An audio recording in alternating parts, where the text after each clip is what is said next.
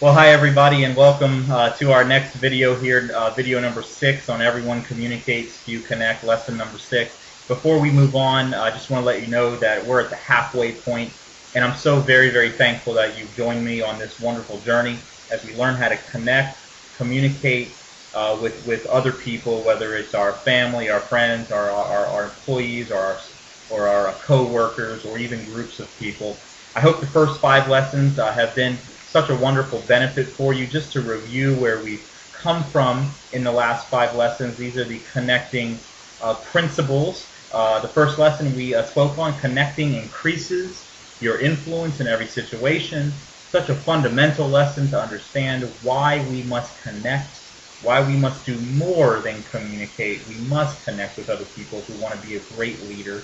Number 2, connecting was all about others, all about adding value to the other person in front of us before ourselves. Number 3, connecting goes beyond words.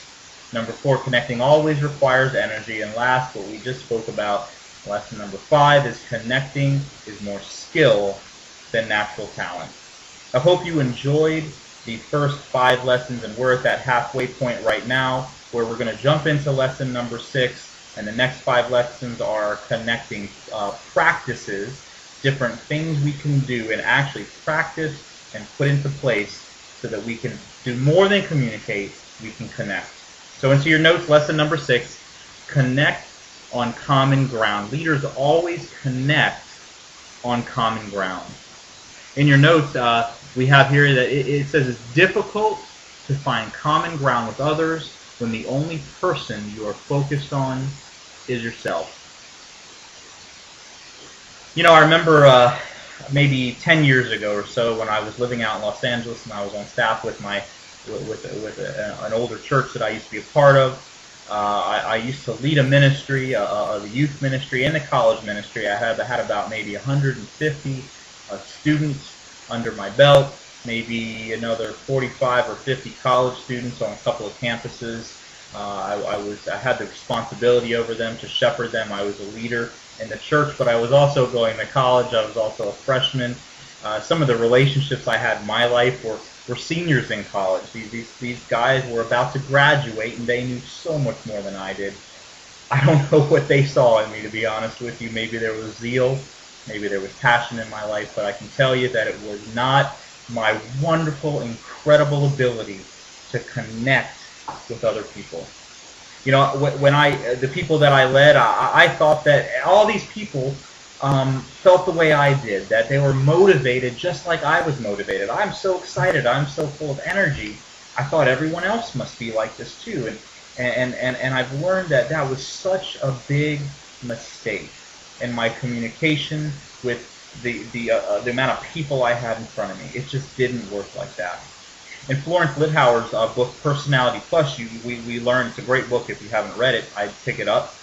It's a wonderful book to learn about the 4 temperaments in our lives. And I basically learned that just because I have a certain temperament doesn't mean that the other person shares that same temperament or the same perspective as I do. So the biggest mistake that I had made back then was that when I communicated with them, my connecting with them in communication was simply based on my perspective and my temperament and not on theirs. I realized that this simply does not work, and I need to find what the common ground is with the people that I'm talking to. I learned that it's not all about me. So in your notes here, there's a little story. You can kind of read that. We won't go through that now, but I'm going to scroll down. In your notes, we have 4 barriers to find common ground. You know, there's probably so many things that we can list here. These are just a couple that we have in the notes. These are probably some of the main ones, some of the ones that I know I have struggled with in the past, maybe still do in some areas.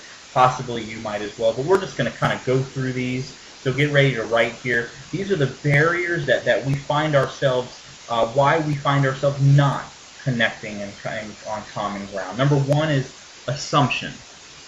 I already know what others know, what they feel, and what they want. This simply says that I have it all figured out. I know what people need to hear. I know what I need to share to this person. It's all about what I'm thinking. I got it straight. I understand. And I need to share it with them. I'm assuming that what I have in my mind, they also need to hear it as well. All miscommunications are a result of differing assumptions. I can tell you right now that if you're in a situation where you're being miscommunicated, where there's a situation where you haven't connected well, it's most likely because the other person in front of you is thinking something totally different than you are. That's a big barrier right there. Number 2 is arrogance. You can put that down, arrogance. I don't need to know what others feel, what others know, and what others want. You want to underline that. I don't need to know.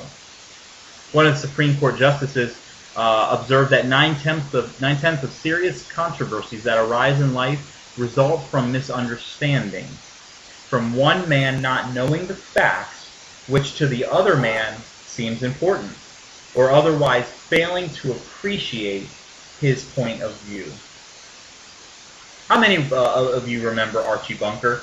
I remember I grew up watching Archie Bunker. I like the old time shows. Archie Bunker was such a funny man. The great thing about Archie Bunker is that he simply treated everybody equally, didn't he? I mean, he just insulted them all. They're all equal. He just insulted them all. To Archie, everybody was a dingbat. A matter of fact, his wife Edith, he probably insulted her the most. If you remember, he would frequently say that Edith, I talk to you in English, but you hear me in dingbat. This doesn't work. It simply does not work. You know, we have to care about what the other person is feeling, what they're knowing. We have to want to understand. If we're too arrogant to not care about what the other person is wanting to say or wanting to think, that's that barrier right between you that will never be broken. So get rid of arrogance, you'll find common ground. Number 3, indifference. I don't care what others know, what they feel or what they want. That's indifference. George Carlin, we just spoke about that in the arrogance section, but George Carlin, who's a comedian, said, scientists announced today that they have found a cure for apathy. However, they claim no one has the slightest bit of interest in it. You know, that's indifference, isn't it? We just can't make up our mind. We just don't care. We just don't want to get into their life and understand what they know. A little bit same about arrogance as well. And number 4 is control. I don't want others to know what I know, or feel, or what I think. In the book Lead, Follow, or Get Out of the Way, great book, Jim Lundy wrote a response of people who work in an environment where leaders hold back from them. He writes about the subordinates laminate, which says, we the uninformed, working for the inaccessible, are doing the impossible for the ungrateful. Boy, that's true as a leader. If we're taking control, right? That's how it feels to our subordinates. The mushroom farm laminate goes like this. It's kind of funny as well. We feel we're being kept back in the dark. Every once in a while, someone comes around and spreads manure on us. When our heads pop up, they chop it off, and then we're canned. You know, if we don't let go of control, if we don't open up and let people in, if we don't do this, we will not connect on common ground. So these are 4 barriers. What you may want to do is kind of put an X next to the one that you want to kind of go review again and think about. But if any of these barriers are in your life, then you will not find that common ground. Moving on, these are simply 8 choices that will help you find common ground with other people. So let's talk about actual practices. I love choices because choices are things that we can choose to do or not to do. Matter of fact, if we don't choose to do these, then that's okay. We're not going to find common ground. We won't connect, and we won't be influential in people's lives. So as we go through these 8, also put a little mark next to the one that you say it just gets you as we read over it together, and you say, gosh, that's just not me, and I need to work on that.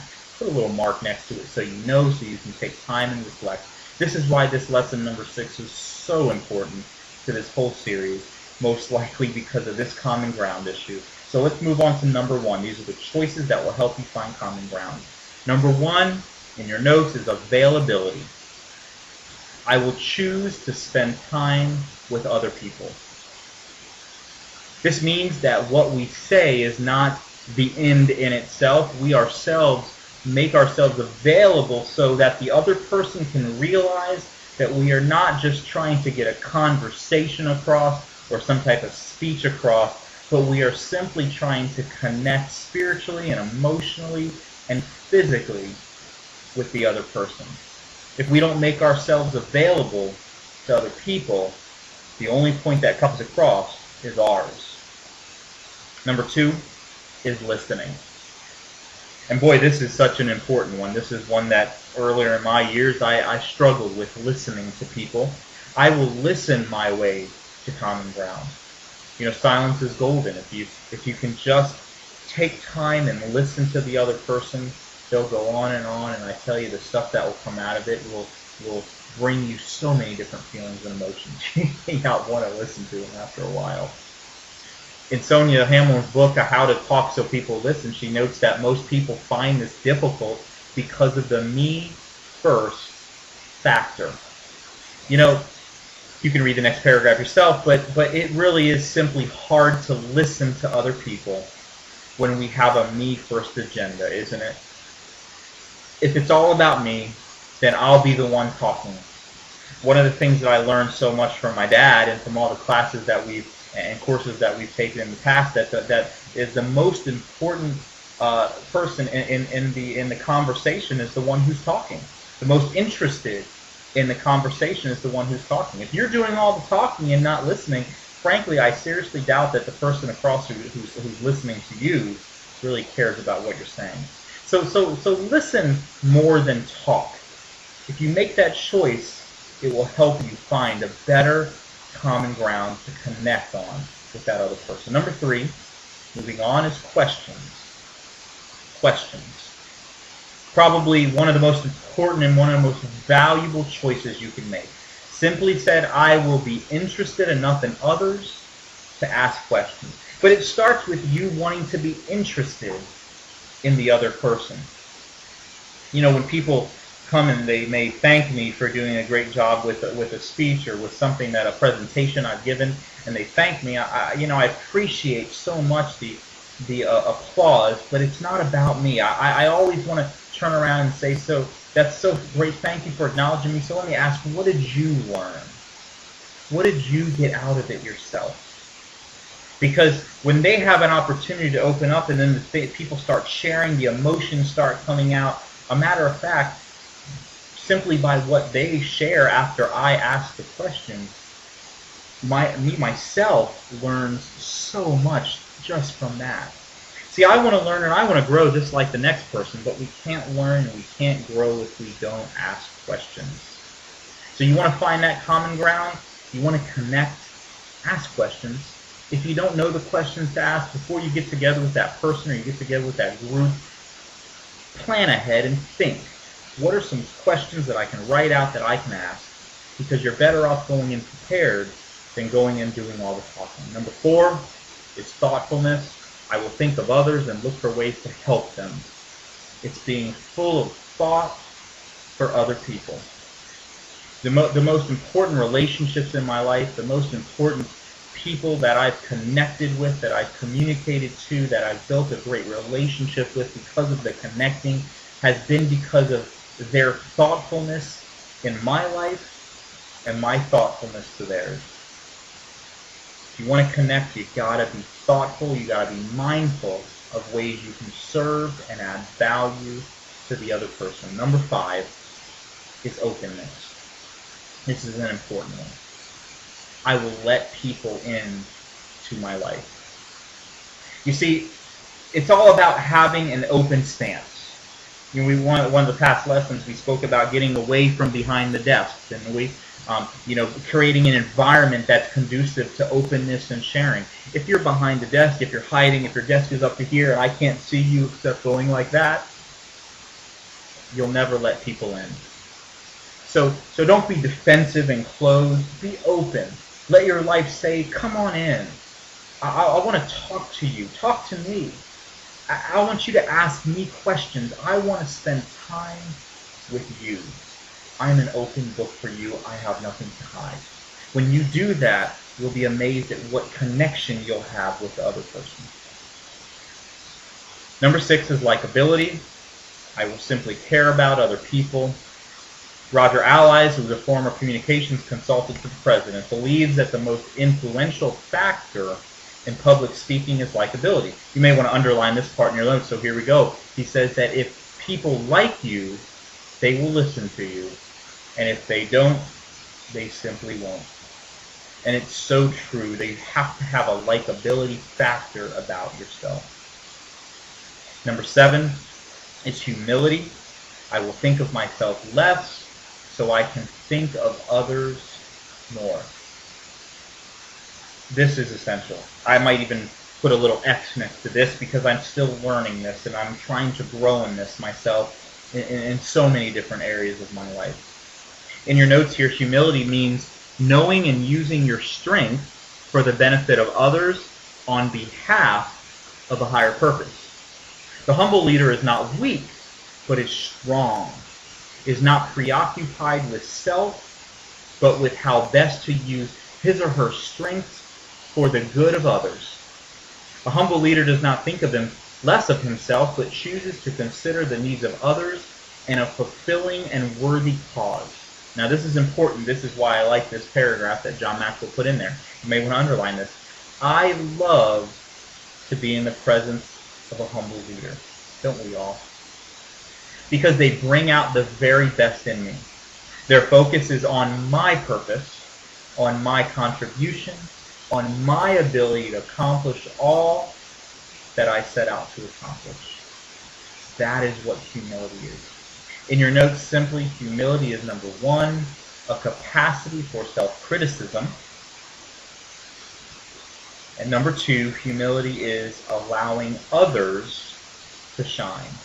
We ourselves have to have a big threshold and capacity to be criticized and to learn and to grow, but we also have to allow others to shine brighter than we could ever shine. If we do these 2 things, that means we're humble and people will be attracted to us. And let me tell you, if you're like this, I can also say you'll probably have a huge likability factor, won't we? Moving on to the last one, number 8. Number 8 is adaptability. I will move from my world to theirs. You know, in the beginning of 2011, I had made a vow, and I said to my wife and to one of our businesses that we run that we were going to simply set forth from this day to put ourselves in the other person's shoes. We are going to understand where they're coming from. We're going to understand what they're going through. We are going to get out of our own world and move into theirs so that we can serve them better. We have to adapt to our client. Well, it's so much the same when we're connecting with another person or with another group of people. So when I speak or it's all about being prepared. I understand the group I'm going into. I adjust myself. I don't do the same thing twice because I know that the people that are in front of me are expecting something that benefits them, not something I've already said or done. We have to adapt. I hope you enjoyed this lesson number 6. The great thing I like about choices, again, is that you can pick any one of these 8 and choose today to apply this to your life. I look forward to the next time together, our mastermind group. Go ahead and reflect on these things. I guarantee you it'll help you to connect on another level. Have a great one. Bye-bye.